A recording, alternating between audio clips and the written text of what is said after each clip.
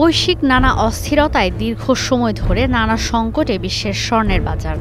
ভূ রাজনৈতিক ঘাত প্রতিঘাত, মুদ্রানীতি আর আর্থিক নীতিতে বিশ্ব অর্থনীতিতে টানাপোড়েনের প্রভাব সবসময় পড়েছে স্বর্ণের ওপর। ১৯৭০ সালের জ্বালানি সংকট আর ইরানের বিপ্লব থেকে ২০০৮ সালের আর্থিক মন্দা, এরপর করোনা মহামারী, ইউক্রেন রাশিয়া যুদ্ধ আর সবশেষ মধ্যপ্রাচ্য সংকট বিনিয়োগের নিরাপদ মাধ্যম হিসেবে স্বর্ণকে নিয়ে গেছে অনন্য উচ্চতায়। এ সময়কালে ৩০ থেকে ৪০০% পর্যন্ত বেড়েছে স্বর্ণের দর। সবশেষ মধ্যপ্রাচ্যে অস্থিতিশীলতার মধ্যে ইরানের সঙ্গে ইসরায়েলের সংঘাতে বিনিয়োগের নিরাপদ মাধ্যম স্বর্ণের দর আউন্স প্রতি $৩৫০০ ছুঁই করছে। বর্তমানে বিশ্ববাজারে আউন্স প্রতি স্বর্ণ বিক্রি হচ্ছে $৩,৩৫৫। ভূ রাজনৈতিক অস্থিরতার এমন সময়ে ডলারের হচ্ছে অবমূল্যায়ন, যে কারণে ডলার মজুদের পরিবর্তে বিশ্বের বিভিন্ন দেশের কেন্দ্রীয় ব্যাংকগুলো সমানে মজুদ করছে স্বর্ণ। মে মাসে কেন্দ্রীয় ব্যাংকগুলো ২০ টন স্বর্ণ কিনেছে।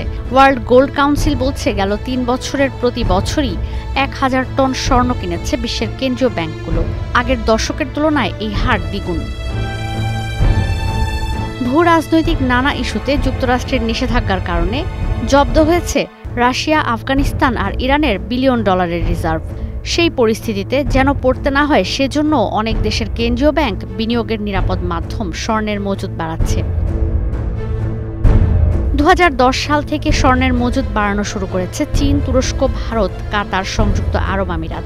গেল কয়েক বছর ধরে স্বর্ণের সবচেয়ে বড় ক্রেতা দেশের অবস্থান ধরে রেখেছে চীন।